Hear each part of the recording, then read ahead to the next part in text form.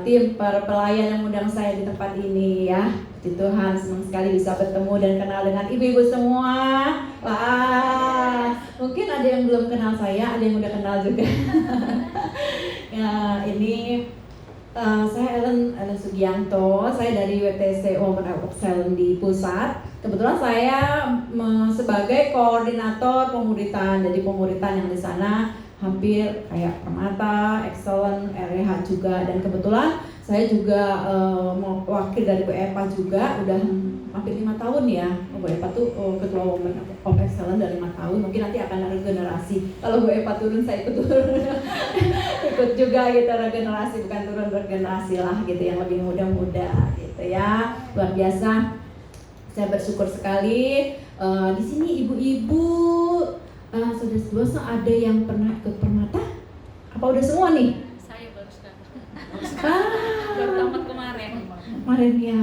Wah, banyak juga yang belum ya ikut Permata ya.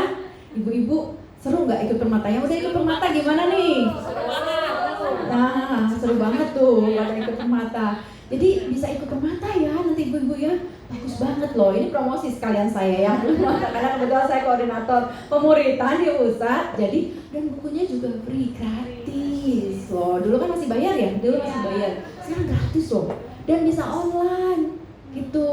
Permata itu bagus banget. Permata itu kata permata itu ada artinya. Itu permata itu dari P itu apa? Kita pusatkan diri pada Kristus, dan di situ kita akan jadi 10 bab. Nah, di situ akan belajar bagaimana memusatkan diri pada Kristus. Terus yang kedua tuh keunikan diri kita. Siapa uniknya kita? Kita unik gitu. Bahkan sedikit jadi kita aja nggak ada yang lebih dua. Terus aku berharga.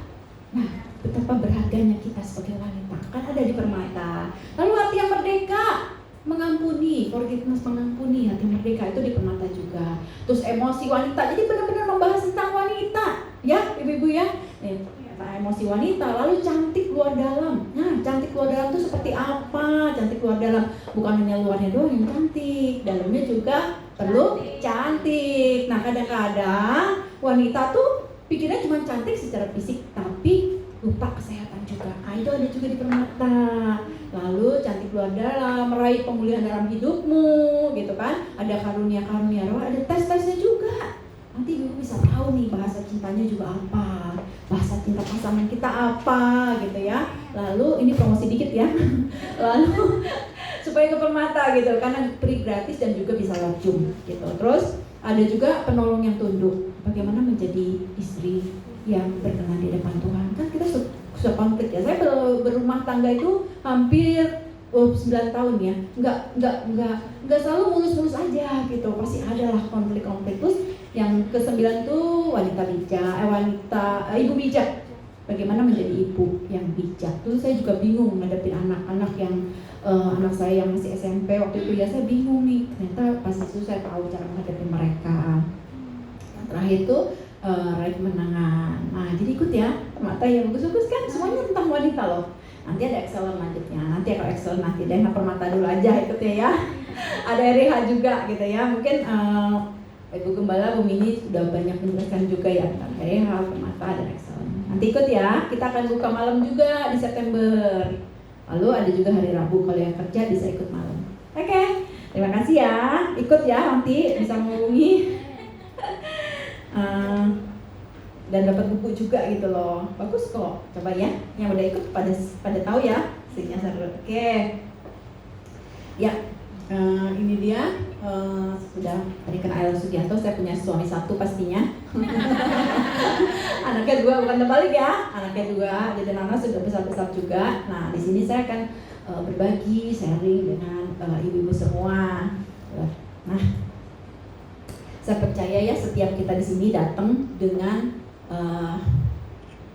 cerita atau suatu hal yang berbeda-beda, dengan cerita yang berbeda-beda. Benar nggak? Ibu-ibu nih semua di sini pasti punya cerita, datang ke tempat ini punya cerita yang berbeda-beda. Benar nggak? Mungkin ada yang sedang bersuka cita nih karena anaknya baru lulus. Saya baru lulus nih, anaknya baru lulus gitu. Lalu ada yang doa-doanya dijawab, ada yang lagi naik jabatan. Benar nggak ibu? Ada yang mungkin baru punya cucu. Ada yang baru beli rumah baru, ada yang baru beli mobil baru. Mungkin ada yang datang seperti itu. Tapi nggak semua datang dengan sukacita, benar nggak? Ada juga mungkin yang datang dengan kenapa ya doa saya nggak dijawab? Kenapa kok usaha saya sepi? Kenapa gitu? Ada juga yang datang dengan yang doanya belum dijawab, yang kalau sekarang sih kelihatannya sukacita aja nih, tapi pas malam, aduh Tuhan nangis, Tuhan kenapa doa saya nggak dijawab, kenapa saya begini, kenapa saya begitu. Benar nggak? Ibu-ibu kan pinter banget tuh, ya menyembunyikan perasaannya, benar nggak? Nah, di sini saya akan membahas tentang bagaimana di sini when God reverses your story dari kepahitan, dari duka, dari kepahitan, dari suatu hal yang menyakitkan bisa menjadi berkat, gitu ya. Di sini bagaimana Tuhan menulis ulang ceritamu, ini judulnya ya. Bagaimana Tuhan menulis ulang dari cerita kita. Nah, sini kita akan belajar tentang cerita dari Ruth. Nah, ibu-ibu, bagaimana?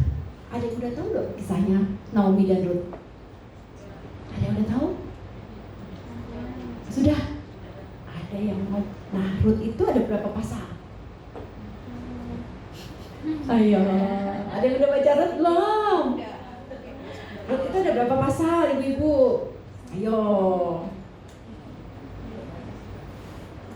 Kalau ada yang tahu, boleh jawab 2 orang. Ruth itu ada berapa pasal? Pasal 1 tuh isinya apa? Pasal 2 isinya apa? Boleh jawab 2 orang, angkat tangan, nanti saya kasih hadiah loh.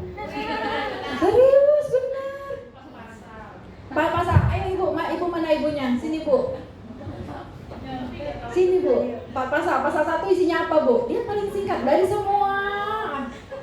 itu firman Tuhan, kitab itu Rut paling singkat. Ayo maju, dapat hadiah. 2 orang.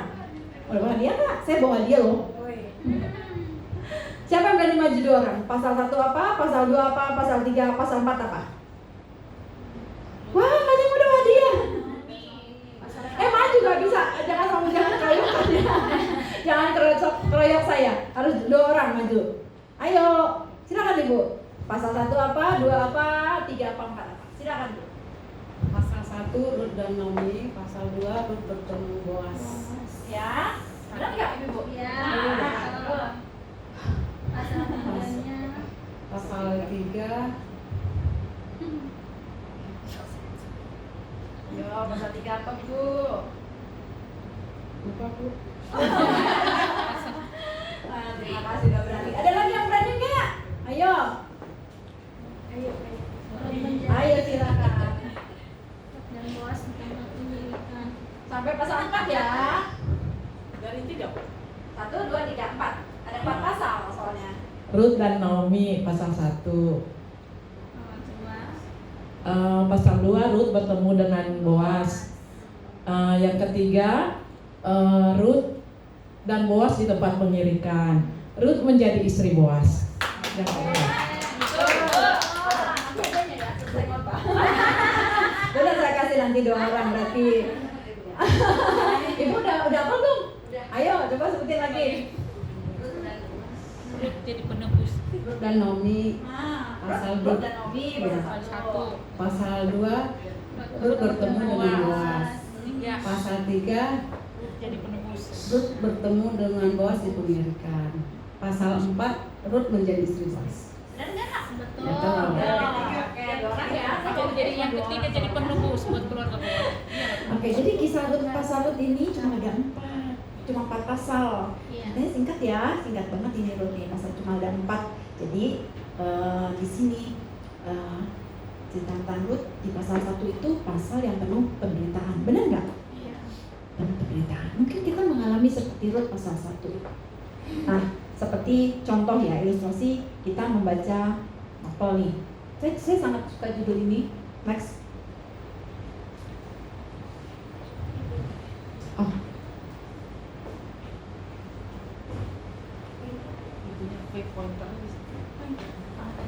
oh ini ya. Oke.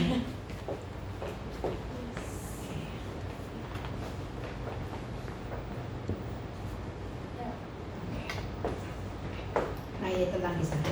Saya sangat menyukai judul ini karena mengingatkan bahwa Tuhan bisa mengubah semua yang menjadi masa lalu kita. Mungkin masa lalu kita penuh kepahitan, penuh penderitaan, penuh masalah, penuh luka, penuh kecewaan, pernah sakit atau lain sebagainya. Tapi Tuhan bisa membuat kita menjadi Rut pasal 4. Ya seperti itu. Saya senang karena saya juga nanti akan menyaksikan bagaimana saya pernah divonis sakit juga, lalu ternyata Tuhan menyembuhkan dan saya bisa merasakan. Makanya saya ambil judul ini, Tuhan menulis ulang cerita saya kembali. Gitu, sekali pernah divonis sakit, saya juga, tapi Tuhan menyembuhkan. Nah, ibu-ibu juga begitu, sama seperti Rut. Mungkin saat ini ibu-ibu hadir di tempat ini banyak hal yang mungkin ada kecewa, luka, sakit hati, kepahitan. Tapi kita belajar ilustrasi seperti baca novel. Pernah nggak baca buku cerita atau novel ibu-ibu? Atau buku sekarang tuh film ya. Kalau saya dulu baca novel gini, kalau baca novel nih saya di bab 1, di bab 2 tuh wah menderita banget. Biasa kan gitu ya, awal-awal tuh film juga gitu, menderita banget nih. Tapi saya suka ngintip di bab terakhir. Benar, saya suka ngintip. Saya pengen tahu nih di bab terakhir apa sih, happy ending apa enggak gitu. Benar nggak? Ibu suka gitu nggak? Apa ya? Gitu penasaran, suka ngintip. Tapi kalau Tuhan yang nulis cerita, kita bisa ngintip nggak? Bisa. Itu masalahnya. Itu masalahnya. Kalau Tuhan yang nulis cerita, kita masih di bab 1 nih atau di bab 2. Kan kita nggak bisa ngintip gimana sih happy ending nggak sih akhirnya saya nih? Gimana sih masalah saya? Kira-kira bahagia nggak sih di bab akhir? Kan kita nggak bisa ngintip ya, bener nggak? Kalau nonton Netflix atau film Korea mungkin bisa scroll yang bab terakhir gitu ya, yang episode terakhir. Tapi kalau Tuhan yang nulis nggak bisa. Tapi kita punya apa ya? Punya iman. Amin. Bahwa apapun di dalam Tuhan, sepahit apapun saat ini yang kita hadapi, pada akhirnya kita akan menjadi Rut bab 4. Betul ya? Tahu nggak Rut bab 4 apa isinya? Istri Boas. keturunannya, bahkan anak itu salah satu adalah silsilah dari Tuhan Yesus. Ibu mau seperti itu? Amin. Puji Tuhan. Kita akan pelajari ya. Kenapa agar kita tidak hanya di Rut pasal 1, tapi kita bisa menjadi Rut pasal 2, 3 dan 4. Oke. Nah, latar belakang Rut ini wanita biasa-biasa aja. Rut ini, Naomi dan Rut ini dari keluarga yang sederhana, dari sangat keluarga sederhana. Nggak ada silsilah apapun tentang Rut, tapi Tuhan bisa menjadikan dia orang yang luar biasa. Kita mungkin orang biasa-biasa saja. Saya biasa-biasa saja. Saya nggak punya apa-apa yang bisa dibanggakan. Tapi Rut juga Naomi seperti itu. Nah, di masa zaman Naomi ini, bangsa Israel itu lagi kelaparan. Bahkan mereka melakukan segala suatu kebenaran menurut pandangannya sendiri. Itu bangsa Israel itu lagi benar-benar kelaparan, keadaan orang Israel itu sedang buruk. Tapi dari sini kita belajar bahwa Tuhan bisa memakai siapapun tanpa memandang kita siapa. Itu ya. Jadi siapapun Tuhan bisa pakai tanpa memandang. Bahkan Rut dan Naomi ini bukan dari keturunan siapa, tapi bisa menjadi lahirnya Tuhan Yesus. Jadi betapa berharganya kita semua, siapapun kita. Dan ibu-ibu semua yang ada di sini sangat berharga mata Tuhan. Amin. Ibu bisa menjadi luar biasa, bisa dipakai Tuhan sekali ibu percaya bahwa Tuhan bisa menulis akhir cerita yang luar biasa. Oke. Nah ini dia. Sekarang sekali tanya nih, ibu-ibu pernah nggak berkata seperti ini? Pernah nggak ngalamin seperti ini? Pernahkah kita berkata membayangkan hidup saya kok seperti ini sih Tuhan? Kenapa sih Tuhan hidup saya seperti ini? Kehilangan orang yang dikasihi, dihianati, doa yang belum dijawab udah bertahun-tahun mungkin. Pernah nggak ibu-ibu jujur kata pernah nggak mengatakan ini? Pernah ya. Pada sisi dimana kita nggak mungkin lah, semua kita pasti ada yang pernah terluka, bener nggak? Dihianati, kehilangan. Bahkan mungkin kita membayangkan rumah tangga akan selalu indah, benar nggak? Membayangkan rumah tangga akan selalu indah gitu. Ternyata penuh perjuangan gitu kan. Dulu kita membayangkan anak-anak akan bertumbuh dan mudah diatur, tapi ternyata bisa dibentak anak aja bisa keluar air. Begini banget. Nah, seperti itu ya. Lalu dulu kita membayangkan pelayanan tuh penuh sukacita. Ketemu teman-teman, ketemu komunitas yang luar biasa, benar nggak? Waktu belum pelayanan, wah membayangkan sukacita nih, malaikat semua nih yang ada di pelayanan, malaikat bersayap semua, malaikat nggak bersayap, benar nggak ibu-ibu? Tapi ternyata, ya ampun, saya juga pelayanan juga, nggak semua ternyata malaikat. Ternyata kita ada kekecewaan, benar nggak? Dilukai, dihianati sama teman sepelayanan yang sama-sama menyembah dan memuji Tuhan. Nah, kadang-kadang kita berpikir kenapa Tuhan seperti ini, gitu ya. Bahkan mungkin ada yang berkata Tuhan mengangkat hidupku seperti ini. Mungkin ibu akan. Kita jujur, saya juga mungkin pernah mengatakan Tuhan kenapa? Tapi kita belajar dari Rut ya, bahwa Tuhan punya rencana indah dalam kehidupan kita. Bahwa kisah Rut ini, Naomi ini kita bisa membayangkan Naomi itu suaminya meninggal. Dia tuh datang ke Moab karena di Israel tuh lagi kelaparan. Dia berharap di Moab akan jauh lebih baik gitu. Jadi istilahnya kayak kalian di sini datang ke Jakarta biar dapat pekerjaan yang lebih baik gitu ya. Apa namanya tuh ya kalau di situ? Apa ya? Merantau bisa lebih baik gitu ya. Tapi sampai di sana suaminya Rut itu Elimelek meninggal. Lalu anaknya meninggal. Anak keduanya meninggal. Ibu bisa bayangkan betapa lukanya dia, betapa sakitnya dia. Benar nggak ibu? Saya pernah dengar cerita teman-teman saya, anaknya menikah, terus tinggalin rumah kan bersatu dengan istrinya dong. Itu aja udah nangis. Aduh, saya udah nangis loh. Anak saya menikah, terus saya ngeliat kamarnya, dia udah nggak ada, dia udah punya rumah sendiri, udah punya istri. Itu aja sedih. Benar nggak ibu? Pernah nggak yang punya mantu nih? Saya belum punya mantu soalnya. Katanya sedih. Kalau anak saya pergi liburan aja nih, anak saya kemarin kuliah di Bandung, saya suka sedih lihat kamarnya. Padahal dia akan balik lagi juga ya, akan balik. Dan kamarnya sepi banget ya. Anak saya yang cowok kadang-kadang suka liburan seminggu, sepi banget ya. Dan ibu bisa bayangkan, anaknya meninggal, suami meninggal. Betapa terlukanya Naomi, betapa kecewanya Naomi. Bahkan kecewanya bukan hanya manusia. Kalau kita mungkin masih kecewa dengan teman sepelayanan gitu kan. Ini kecewa mungkin bisa dengan Tuhan. Tuhan kenapa? Tuhan kenapa? Gitu ya. Karena kan meninggal suami dan anaknya. Tapi kita belajar di sini. Nah, seringkali yang menyakitkan itu kehilangan yang kita tidak mengerti. Benar nggak? Naomi itu kan kehilangan suami dan anaknya, tapi dia nggak ngerti. Kenapa Tuhan ambil? Dia nggak ngerti, kan Tuhan nggak mungkin jawab gitu ya. Tapi dia, kenapa Tuhan? Nah, itu malah lebih.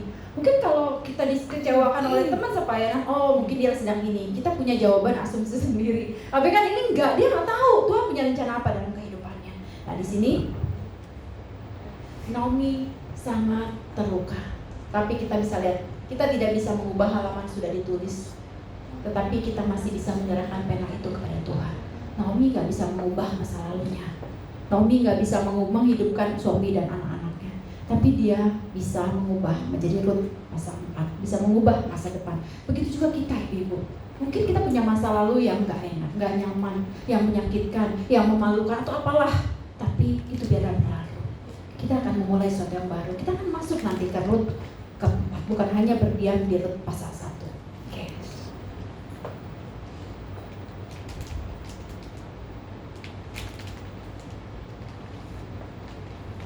Saya tidak salah pencet kan ya?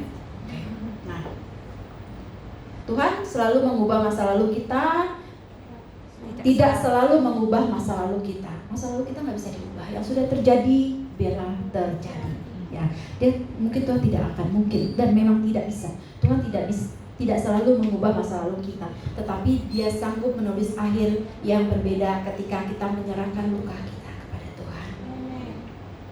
Nah, ibu-ibu, kira-kira kalau menyerahkan lukanya kepada Tuhan seperti apa sih? Ayo. Nangis. Cerita, benar nggak? Cerita. Jujur sama Tuhan? Benar, jujur sama Tuhan, cerita apa adanya? Wow, luar biasa nih wanita di Cilegon. Begerimping, maksudnya menceritakan semuanya kepada Tuhan. Ada wanita-wanita, bukan di sini. Ada wanita-wanita tuh yang datang kepada Tuhan selalu menceritakan hal yang baik-baik saja. Tuhan, terima kasih hari ini. Terima kasih Tuhan hari ini, terima kasih. Udah, kayak ngobrolnya bisa bilang terima kasih, tapi nggak berani ngomong, Tuhan, saya terluka nih sama Bu Epri misalnya. Nggak ada yang berani ngomong itu sama Tuhan. Tapi di Cilegon luar biasa loh. Dulu saya begitu. Dulu kalau saya berdoa kepada Tuhan, saya selalu bilangnya, terima kasih untuk hari ini Tuhan. Terima kasih untuk berkat-Mu yang luar biasa. Nggak salah sih ngomong gitu. Tapi sebenarnya saya lagi nangis nih, saya lagi dikecewain Bu Epri misalnya, gitu. Tapi saya nggak berani bilang sama Tuhan. Sedih aja, takut bilang sama Tuhan. Padahal saya kesel banget nih, lagi kecewa banget, lagi kesel sama suami saya, mungkin sama anak saya, sama teman sepelayanan saya. Tapi saya nggak berani. Tapi pas saya belajar permata lagi, saya berani keripin dengan Tuhan, saya berani menceritakan dengan Tuhan, apapun itu. Saya lagi kesel dengan siapapun, saya ceritakan dengan Tuhan. Seperti Raja Daud menceritakan, saya lagi kecewa Tuhan, hari ini saya lagi sakit hati dengan siapa, saya lagi kecewa dengan siapa, ceritakan dengan Tuhan. Tapi ibu di Cilegon ini luar biasa loh, udah cerita sama Tuhan lagi, berarti saya udah selesai nih khotbahnya. Luar biasa ya. Nah, oke. Nah, Naomi saking menderitanya dia, saking sedihnya dia, Naomi itu sampai bilang dia nggak mau disebut lagi Naomi. Naomi itu kan berarti sukacita. Jadi kalau ada yang namanya Naomi di sini, berarti dia orang yang penuh sukacita. Karena Naomi itu artinya sukacita. Ada yang namanya Naomi nggak?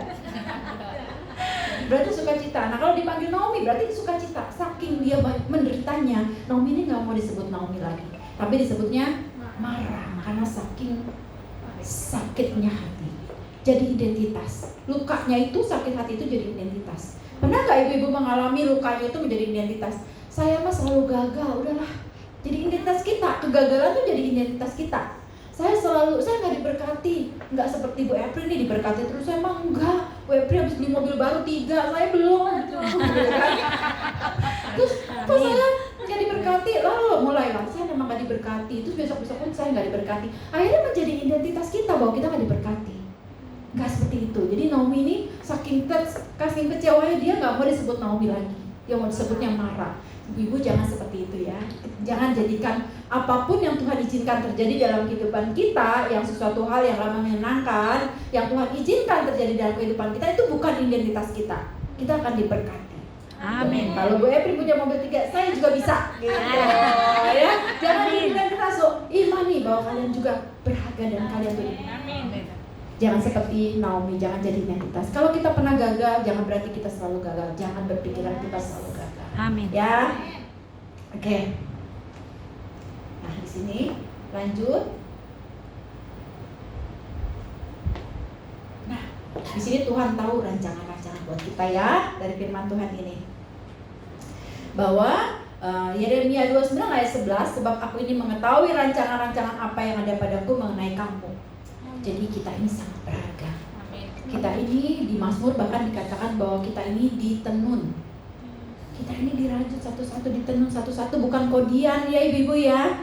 Bukan kodian di Tanah Abang loh. Itu ada firmannya. Bahwa kita ditenun satu-satu, bahkan sidik jari kita tidak ada yang sama. Beda semua. Kalau kita itu ditenun satu-satu, kalian semua berharga dan pasti akan mendapat berkat yang juga luar biasa ya. Jadi Tuhan tahu rancangan-rancangan. Oke, ini ya. Naomi kehilangan suami, 2 anak, masa depan, harapan, dan juga, nah, pernahkah hidup Anda, ibu-ibu semua terasa hancur dan terluka seperti Naomi? Dan apa yang terjadi ketika kepahitan dan luka itu tidak diproses? Nah, kalau ibu-ibu di sini semua pasti pernah mengalami terluka, benar nggak? Kecewa, siapapun itu pasti pernah mengalami terluka dan kecewa. Nah, bila kepahitan dan luka tidak diproses, apa sih yang akan terjadi? Nah, apa yang terjadi?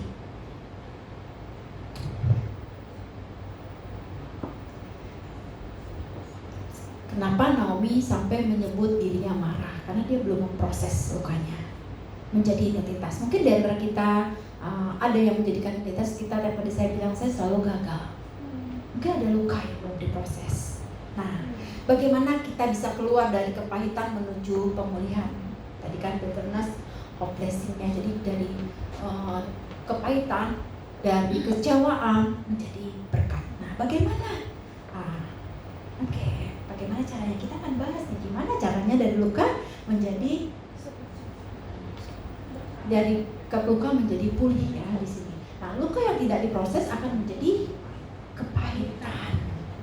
Nah, kalau Naomi tidak memproses, kalau kita semua, saya dan ibu tidak memproses luka dengan dilukai siapapun, teman pelayanan, mungkin anak-anak juga bisa melukai suami dan lain sebagainya. Nah, kalau tidak diproses akan menjadi kepahitan. Ada yang bilang gini, saya udah pulih kok, saya udah diproses luka saya udah baik-baik aja nih gitu kan. Ada yang begitu, bener nggak? Tapi sebenarnya masih sakit hati, tapi di mulutnya bilangnya baik-baik aja. Kadang-kadang mungkin juga ibu-ibu udah menutup nih lukanya. Seperti contoh luka, bagaimana mengidentifikasi kalau luka itu belum diproses? Ada yang tahu nggak? Bagaimana mengidentifikasi kepahitan atau kecewa atau luka itu belum diproses? Ada yang tahu? Suka marah-marah. Ada lagi? Gampang tersinggung. Suka lebay, bener nggak? Kata Pak Agung kemarin, yang lebay. Suka lebay gitu kan. Suka berasumsi sendiri. Nah, kayak contoh gini ya. Kalau ibu-ibu luka nih di tangan, ibu-ibu tutup nih, bungkus nih rapat biar nggak kelihatan deh.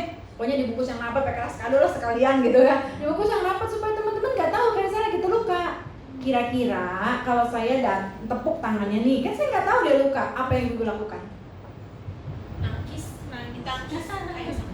Kan lagi luka tangannya, menghindar. Tarik dong, menghindar, ghosting berarti. Tarik. Atau marah, benar nggak? Pak, padahal yang aku nggak tahu nih, gitu, marah. Nah, begitu juga luka di dalam hati. Kalau ada yang nyinggung dikit, padahal nggak lagi nyinggung dia, mudah karena masih luka gitu. Nah, tahunya luka itu masih ada, bisa juga nih. Kalau luka dibungkus nggak diobatin di tangan, luka dibungkus nggak diobatin, kira-kira kelihatan nggak? Kelihatan. Nggak kelihatan. Kelihatan bungkusnya, benar nggak? Tapi ada baunya nggak kalau dia membusuk? Kan nggak diobatin. Bau, benar. Kalau dekat-dekat bau, benar nggak? Luka yang busuk nggak diobatin, kalau dekat itu bau. Kalau luka di hati bau nggak? Ayo, baunya dari mana?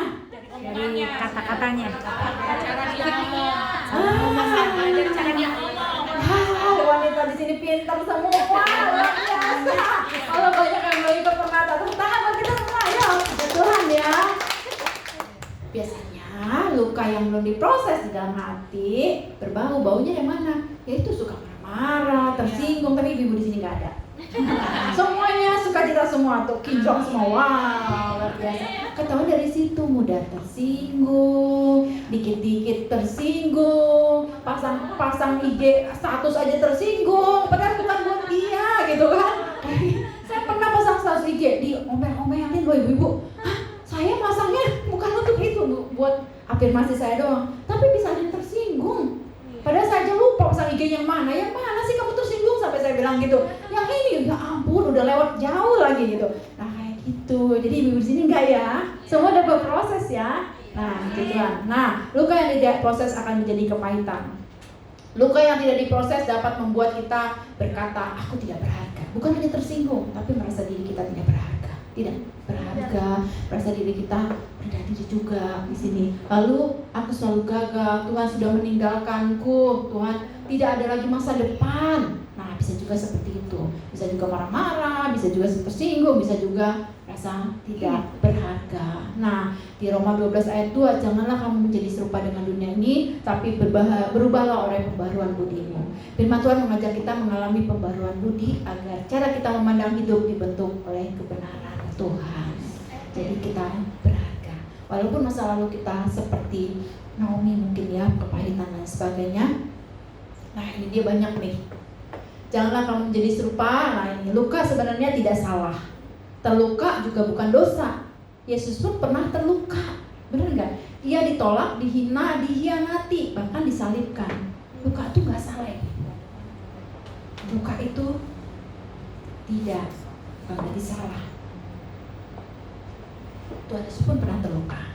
Jadi yang salah itu nggak diproses. Luka itu boleh, gitu ya. Kalau nggak pernah terluka malah lebih aneh lagi, jadi 6, jadi mati rasa. Ya ibu, jadi mati rasa. Luka itu tidak salah. Terluka juga bukan dosa. Namun yang menentukan masa depan bukanlah apakah kita pernah terluka, tapi apa yang kita lakukan terhadap luka itu. Kalau kita masak aja pasti, kalau pernah nggak sih ibu-ibu nggak kepotong nih selama tahun atau kena knalpot, pasti kita pernah terluka ya. Jatuh atau apa pernah terluka, kan nggak apa-apa. Yang penting diobati, gitu ya. Yang penting diobati. Nah di sini pembaruan budi, nih luka seringkali berkata, aku tidak berharga, tetapi firman Tuhan berkata, aku berharga di mata Tuhan. Tidak ada lagi masa depan. Tapi firman Tuhan mengatakan, sebab aku mengetahui rancangan-rancangan damai sejahtera bagimu. Lalu luka mengatakan, aku sendirian, tapi sekali-kali tidak akan membiarkan kau sendirian. Luka boleh, tapi harus diobati. Amin. Nah, luka bukan dosa, semua orang pernah terluka. Pasti ya, saya juga sama. Nah, semua orang pernah terluka, namun ketika luka tidak dibawa kepada Tuhan, luka dapat berubah menjadi kepahitan yang mengubah cara kita memandang diri kita. Jadi kita akan, kalau kita tidak, misalnya kita sakit, paling tidak kita ke dokter lah ya. Kalau parah banget, kalau sampai parah masih dirawat. Atau kalau misalnya cuman pilek-pilek aja, ibu-ibu minum obat ya di rumah, benar nggak? Iya. Itu kan diobati, benar nggak? Begitu juga luka, harus diobati, harus diproses. Nah, kita akan membawanya kepada Tuhan, karena Tuhan dokter, segala dokter. Amin. Kita grieving, kita ceritakan apapun masalah kita kepada Tuhan. Apapun itu. Ibu-ibu lagi kecewa dengan siapapun, misalnya saya kecewa dengan Bu Epri, berita tapi Tuhan ampuni saya, tolong Tuhan balut luka saya supaya saya kalau ketemu Bu Evelyn nggak kesel lagi misalnya gitu. Contohnya gitu ya ibu-ibu. Jadi ya cerita sama Tuhan. Nah jadi kalau kita membawa luka kita kepada Tuhan, sakit hati kita, kecewa kita kepada Tuhan, itu akan mengubah cara kita memandang diri kita. Kita berharga. Lalu kita memandang orang lain juga berbeda. Kalau kita pulih dan bahkan juga pada Tuhan. Nah, firman Tuhan mengajak kita untuk mengalami pembaharuan budi supaya hidup kita dibentuk oleh kebenarannya, bukan oleh rasa sakit yang kita alami. Nah, selanjutnya, apakah hari ini kita sedang melihat hidup melalui mata iman atau melalui luka yang belum dipulihkan? Kita bisa bertanya kepada diri sendiri, apakah saya masih luka sakit yang saya pendam belum saya obati? Apakah masih seperti itu? Apakah luka kita belum kita bawa kepada Tuhan? Oke, selanjutnya. Tapi kebenaran dari firman Tuhan, luka adalah pengalaman, bukan identitas ya. Jangan sampai luka itu pengalaman penanti luka. Jangan sampai jadi identitas bahwa saya pernah gagal misalnya, kan terluka atau gagal. Bukan berarti saya terus-terusan gagal. Enggak seperti itu. Satu kali gagal, bisa juga berkali-kali kita berhasil. Ya, oke. Saat kepahitan menguasai hati. Nah, saat kepahitan menguasai hati, tadi kita ada bahas ya, ketahuan kan kalau orang yang sakit hati, kepahitan menguasai hati, ketahuan dari tingkahnya, minder, gak berharga, ya itu rasa kepahitan menguasai hati. Nah, akar kepahitan harus dicabut. Jagalah supaya jangan ada akar pahit yang tumbuh. Nah, harus dicabut nih, ibu-ibu. Kepahitan itu tidak muncul satu hari. Biasanya kita disakiti hari ini, itu kan nggak bisa sembuh langsung ya, nggak ada yang instan kok. Luka itu juga ditangani, luka fisik aja nggak bisa instan, bener nggak? Cuma Indomie yang instan, Indomie jadi masak, bener nggak ibu-ibu? Tapi kalau ibu-ibu hari ini nih dilukai, besok saya masih terluka, seminggu masih terluka, nggak apa-apa, boleh kok, nggak harus hari ini saya terluka, harus hari ini juga saya sembuh, enggak. Kan kadang-kadang orang berpikir, kamu tuh kalau dilukai ya udah maafkan, sembuh, nggak bisa. Saya masih terluka, benar nggak? Kan orang berpikirnya kalau memaafkan, kalau jadi orang Kristen, kalau dilukai, udah dilukai, ampuni hari itu, baik-baik lagi, seperti biasa. Tapi kan di hati masih sakit, benar nggak ibu-ibu? Iya nggak bisa. Jadi jangan paksa luka itu sembuh dalam satu hari.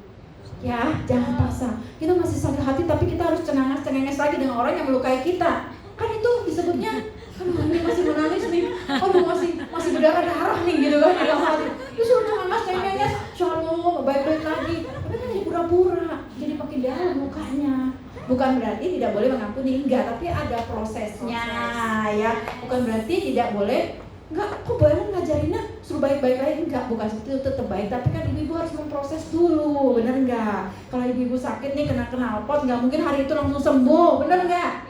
Bukan perlu diobati, perlu dielus-elus dulu gitu kan, perlu disayang-sayang dulu lukanya dan minta Tuhan tolong kalau luka hati. Jadi gak apa-apa kalau hari ini masih sebel dengan orang yang nyakiti kita, gak apa-apa, tapi kita mau memaafkan, mau mengampuni, mau. Mungkin prosesnya saya bisa melupakannya sebulan, it's okay, gak apa-apa. Seperti pohon bertumbuh, perlu waktu.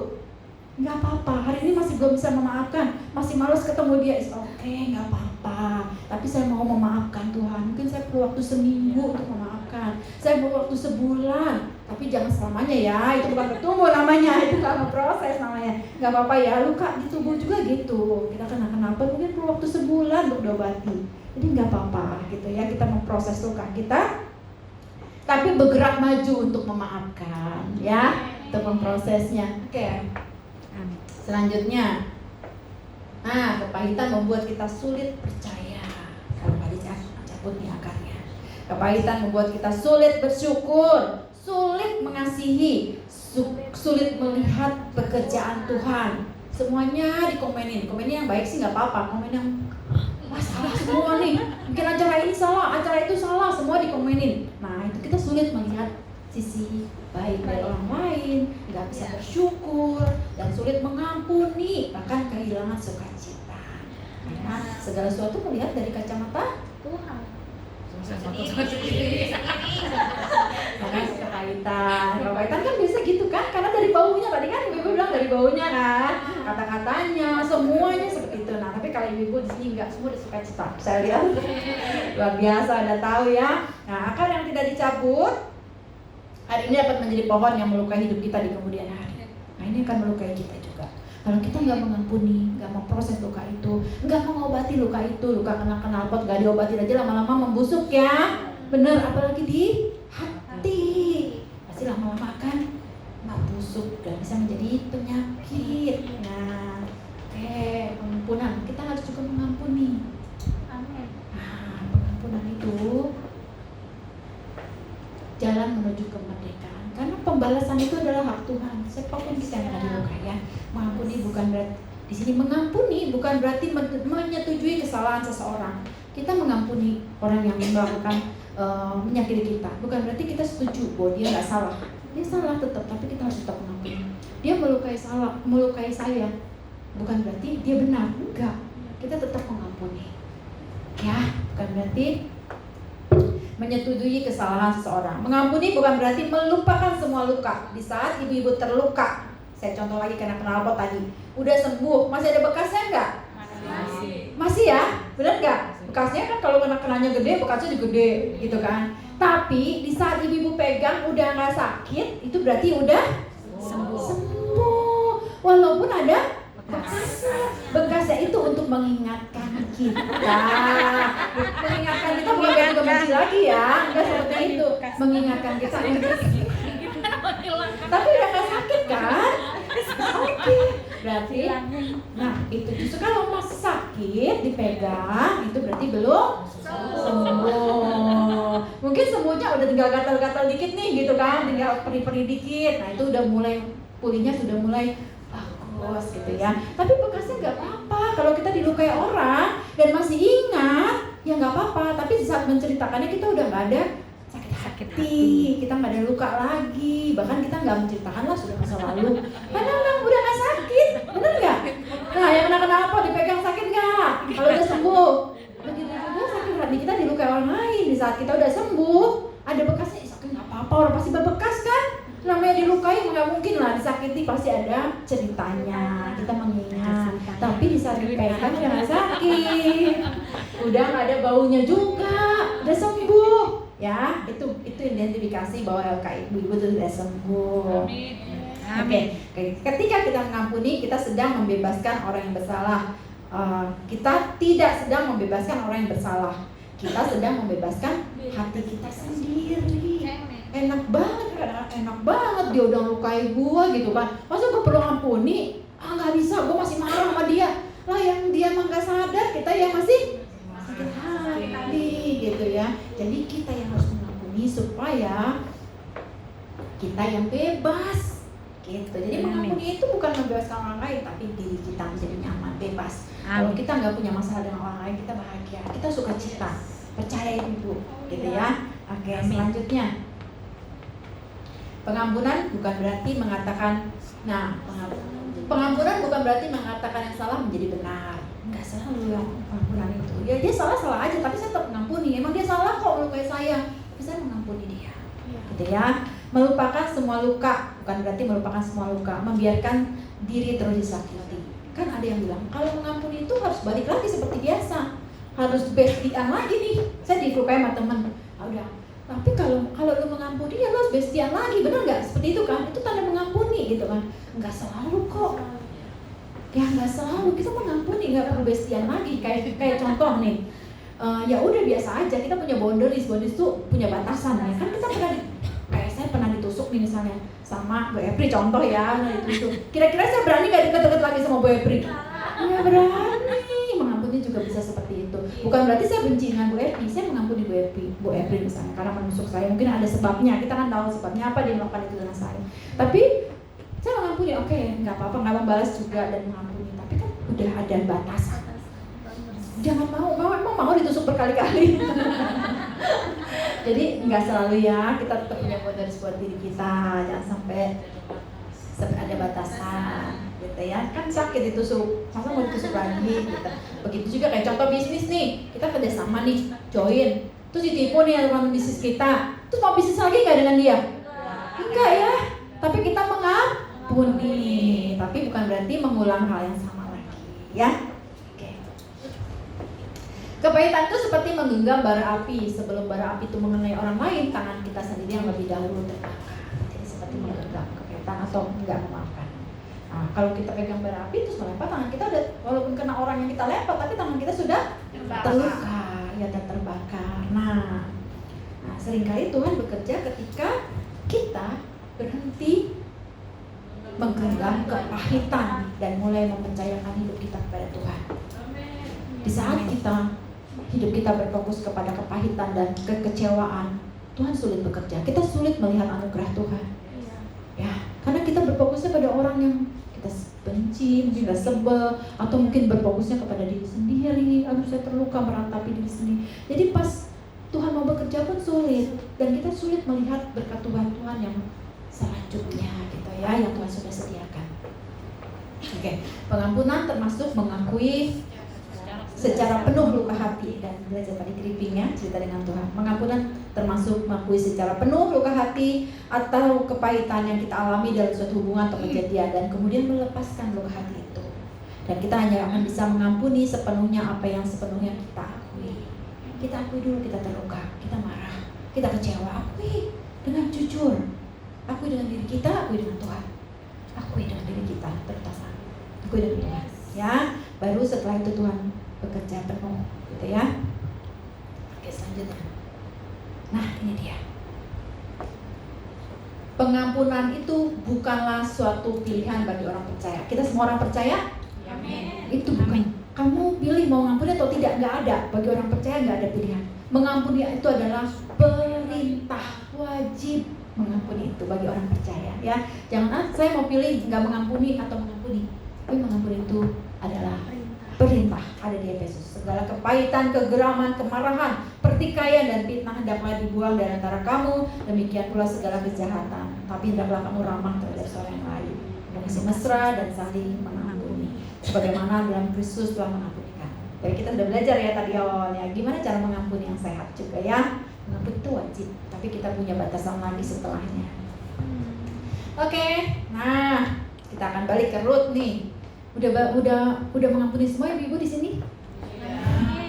Oke, kita balik ke Ruth. Nah, kesetiaan Ruth membuka pintu pemulihan. Kesetiaan Ruth kepada Naomi membuka pintu pemulihan bagi Naomi.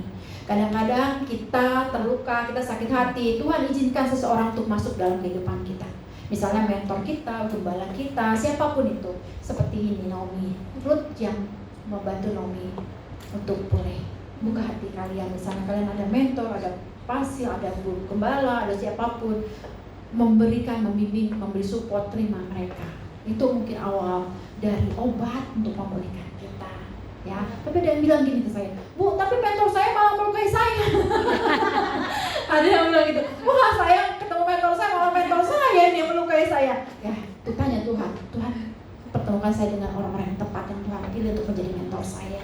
Gak semua memang mentor itu membawa obat, gak semua. Jadi ibu bisa tanya pada Tuhan dan pertemukan dengan orang-orang yang tepat, dengan mentor yang benar-benar membawa pemulihan ya, gitu ya ibu. Oke, Ruth mengajarkan bahwa iman bukan hanya percaya ketika semua baik. Iman adalah tetap berjalan ketika jalan di depan belum terlihat jelas. Ruth tidak tahu bahwa di Bethlehem ia akan bertemu Boaz. Ia hanya tahu satu hal, aku akan tetap setia kepada Tuhan. Ibu, apakah akan seperti Ruth? Ibu nggak tahu nih. Saya punya masalah banyak, misalnya ibu punya masalah banyak. Saya nggak tahu jalan depan seperti apa. Tapi kita belajar dari Ruth ya. Ruth tuh nggak tahu loh seperti apa. Dia nggak tahu gitu seperti apa. Dia seringkali mujizat dimulai bukan ketika kita melihat hasil, tapi ketika kita memilih tetap setia kepada Tuhan. Oke. Di sini, Ruth nggak mengetahui loh masa depannya. Dia nggak memiliki jaminan apa-apa saat mengikuti Naomi. Suaminya juga udah meninggal. Naomi nggak punya harta apa-apa, tapi dia percaya. Di sini kesetiaannya dalam keputusan untuk tetap taat kepada Tuhan bahkan ketika kita belum melihat hasilnya. Kita tetap, ibu ada di sini sore hari ini, itu bukti kok ibu tetap percaya Tuhan. Amin. Ya, oke. Tuhan tetap bekerja meskipun kita tidak melihat. Amin ya ibu-ibu ya. Kita percaya seperti Ruth, ini wanita-wanita Ruth yang luar biasa. Nah, Di sini saya senang sekali Rut 2 ayat 3. Maka pergilah ia, lalu sampailah di ladang dan memungut jelai di belakang penyabit-penyabit. Kebetulan ia berada di tanah Boas. Kebetulan gak sih? Nah, Enggak. bagi Rut, pertemuan dengan Boas tampak sebuah Kebetulan. Tapi bagi Tuhan, Tidak. di saat ibu mengalami hal itu pun bukan suatu kebetulan. Siapapun yang Tuhan izinkan masuk dalam kehidupan kita, siapapun itu bukan suatu kebetulan, tapi Tuhan izinkan. Yang menyakitkan maupun yang menyenangkan, yang mensupport maupun yang menusuk, Tuhan izinkan supaya kita makin kuat. Kebetulan, gak ada yang kebetulan di dalam Tuhan. Mungkin bagi kita kebetulan, tapi bagi Tuhan tidak ada kebetulan. Sebuah pertemuan, sebuah percakapan, sebuah keputusan perdana. Nah, seringkali Tuhan bekerja dalam hal biasa. Bahkan sebuah penundaan, bahkan sebuah mundur pun. Mungkin kita merasa kalau mundur, saya berarti gagal. Enggak, mundur gak selalu gagal. Bisa jadi mundur itu membuatkan kita ambil ancang-ancang untuk melangkah lebih jauh. Jadi nggak ada suatu kebetulan ya dalam kehidupan kita. Mungkin bagi Rut itu kebetulan. Nah, Alkitab berkata kebetulan Rut berada di ladang Boas. Apa yang kita sebut kebetulan seringkali adalah rencana Tuhan.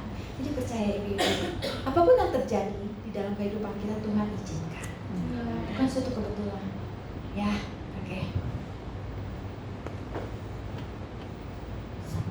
Oke, nah ini dia. Boas sang penembus keluarga. Rut pernah berpikir nggak dia akan menikah dengan Boas? Nggak berpikir. Kita juga apa yang nggak pernah kita pikirkan itu yang Tuhan sediakan buat kita, ibu-ibu ya. Puji Tuhan. Nah, di sini Rut sebagai penebus keluarga. Boas melakukan lebih dari sekedar memberi bantuan. Ia menebus hak milik keluarga Naomi, mengangkat martabat Rut, memberikan perlindungan, memberikan masa depan, memulihkan sebuah keluarga yang hampir kehilangan harapan. Nah, di sini nih, Boas adalah gambaran saudara. Nah, Boas menebus Rut, Tuhan Yesus menebus kita semua. Oke, ya. Lalu Boas membayar harga, lalu Tuhan membayar dengan darahnya. Biasanya kita dibayar oleh darah Tuhan. Nah, Boas menebus satu keluarga, Kristus menebus kita semua, seluruh dunia. Amin. Amin. Amin. Puji Tuhan. Nah, dari kepahitan menuju penebusan. Roma 8 ayat 28. Saya senang sekali ayat ini, karena Allah turut bekerja dalam segala sesuatu untuk mendatangkan kebaikan bagi mereka yang mengasihi Dia. Apapun yang Tuhan izinkan terjadi dalam kehidupan kita, Tuhan nggak tahu. Tuhan pasti tahu. Amin. Penderitaan kita, sukacita kita, kecewa kita, sakit hati kita, Tuhan semua tahu. Oke, ya. Jadi percaya ibu, apapun yang ibu alami saat ini, pergumulan apapun, Tuhan tahu. Gitu ya. Tinggal respon dari kita. Oke. Nah, ini perjalanan dari Naomi, kepahitan, lalu menyerahkan diri, pemulihan dan juga penebusan atau berkat. Menerima berkat. Nah, di Roma 8 ayat 28 ini kehilangan itu tidak baik. Kehilangan itu baik nggak sih ibu? Tidak. Kehilangan itu tidak baik. Pengkhianatan itu tidak baik. Penyakit itu tidak baik. Tetapi Allah sanggup bekerja melalui semua itu untuk mendatangkan kebaikan. Luar biasa ya, kita belajar dari Naomi untuk mendatangkan kebaikan. Mungkin awal-awal Rut 1 tuh Naomi luar biasa ya, kehilangan yang luar biasa. Oke, Tuhan tidak menyia-nyiakan air mata Naomi, luar biasa. Dia memakai setiap musuh kehidupan untuk membawa Naomi masuk ke dalam rencana yang lebih besar. Apa yang tampak sebagai akhir bagi kita seringkali hanyalah awal dari rencana Tuhan. Puji Tuhan ya, ibu ya. Oke, Tuhan memulihkan dari kita yang kita bayangkan. Tuhan memulihkan dari yang Rut bayangkan, bahkan ya, Dia memelihara. Nah, ini dia. Pemulihan tidak selalu mengembalikan apa yang hilang. Jadi kalau ibu, Tuhan saya ingin kembali nih, misalnya ditipu sama rekan bisnis, rumahnya 3 hilang, ditipu rekan bisnis. Tuhan saya mau Tuhan kembalikan rumah saya misalnya gitu ya. Harus Tuhan, harus. Itu kan udah masa lalu ya maksudnya. Pemulihan tidak selalu mengembalikan apa yang hilang. Seperti Naomi, Elimelek tetap meninggal, anaknya tetap meninggal. Seringkali Tuhan memberikan sesuatu yang baru. Amin ibu-ibu. Yang baru. Amin. Iman itu yang baru, ya, yang baru membawa kita kepada tujuannya. Naomi tidak mendapatkan kembali Elimelek, suaminya dan kedua anaknya, tapi Tuhan memberikan seorang penebus, seorang cucu, sukacita yang baru, harapan baru, sebuah tempat dalam sejarah keselamatan. Nah, Tuhan Yesus sebuah tempat, dia menjadi silsilah dari Tuhan Yesus. Oke. Nah, dari Mara menjadi Naomi kembali, dan Naomi mengambil anak itu serta meletakkannya pada pangkuannya, dan dialah yang mengasuhnya, yang mengasuhnya. Ini ada ayatnya. Oke. Lucu. Nah, perhatikan sesuatu yang indah di akhir kitab Rut 4. Alkitab tidak lagi menyebutnya Mara, Alkitab menyebutnya Naomi. Mengapa? Karena Tuhan tidak pernah menerima label yang diberikan. Jadi jangan melabeli diri kita ya, identitas. Jangan melabeli diri kita dengan saya mah selalu gagal misalnya, saya mah nggak berharga. Jangan melabeli diri kita bahwa kita semua berharga. Amin. Puji Tuhan. Nah, Tuhan memanggil kita berdasarkan kasih karunia, bukan berdasarkan luka kita. Amin. Nah, Obed menuju Kristus. Nah, luar biasa ya cerita tentang Naomi. Kita juga akan mengalami hal-hal yang luar biasa ke depannya. Oke.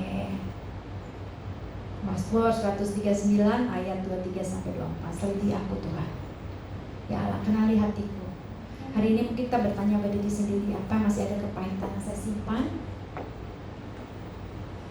Apakah ada seorang yang perlu saya ampuni? Ibu bertanya, kira-kira nih hari ini, apakah saya masih hidup sebagai Mara padahal Tuhan memanggil saya Naomi? Apakah saya bersedia menyerahkan penuh kehidupan kita kepada Tuhan? Ibu bisa menanyakan kepada diri, adakah yang masih saya perlu ampuni? Adakah yang masih saat ini saya masih enak banget gitu bahasanya, enak banget lihat orang gitu misalnya, atau siapapun itu. Biasanya yang paling melukai kita siapa ya Ibu? Orang terdekat kita, benar gak?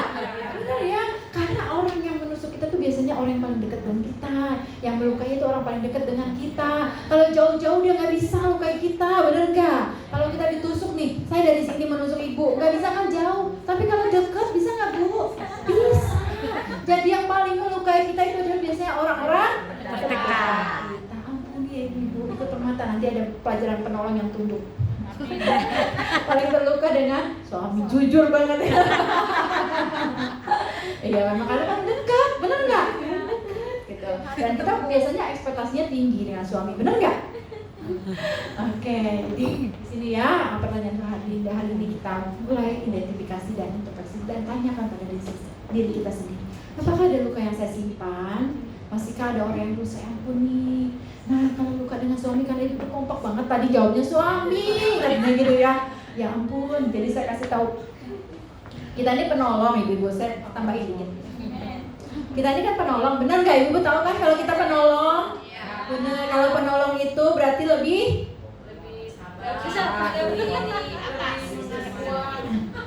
kuat, betul. Namanya juga penolong, pasti harus lebih kuat. Tuhan ciptakan kita sebagai penolong dan harus lebih kuat.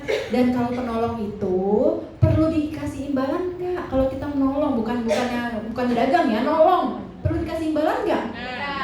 Kenapa ibu ngarep-ngarep dari suami?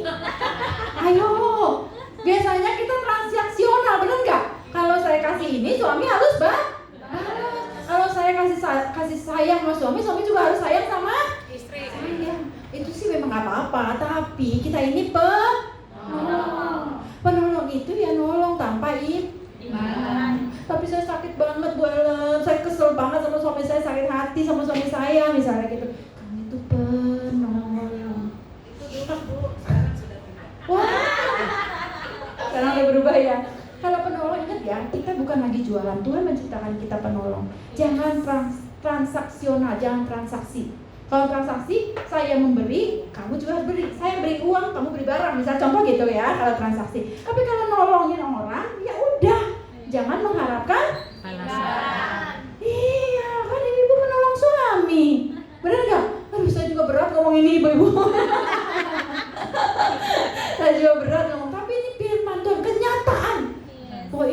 firman Tuhan. Kita memang diciptakan sebagai penolong. Kalau nolong ya udah nggak perlu mengharap imbalan. Coba perlakukan itu kepada suami. Tapi jangan lupa juga cintai diri ibu sendiri ya. Saya akan sebelum menutup nih, oke? Saya juga punya luka dengan suami saya ya.